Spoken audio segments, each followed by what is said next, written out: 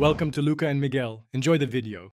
In this video, I will show you how to make a delicious sausage quiche. We will start by gathering all the necessary ingredients, from a flaky pie crust to savory sausage and creamy cheese.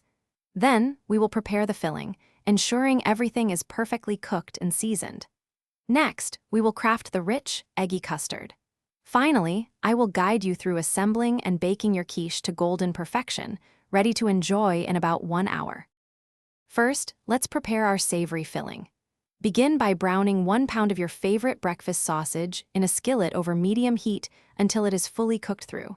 Make sure to drain any excess fat thoroughly. Next, sauté about 1/2 cup of chopped onion and 1/2 cup of bell pepper in the same pan until they become tender.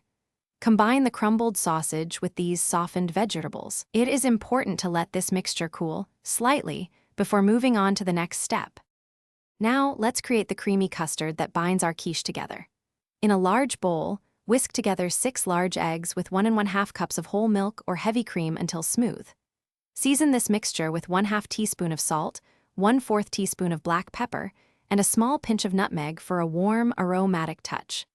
Finally, fold in 1 cup of your favorite shredded cheese, like sharp cheddar or nutty Gruyere, ensuring everything is evenly distributed.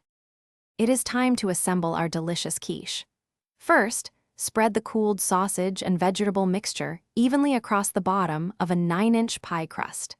Next, carefully pour the egg and cheese custard over the filling, ensuring it is distributed well. Bake your quiche in a preheated oven at 375 degrees Fahrenheit for approximately 40 to 50 minutes. The quiche is perfectly baked when the center is set, and a knife inserted near the middle comes out clean. Thanks for watching and please subscribe. It's the best investment you'll ever make.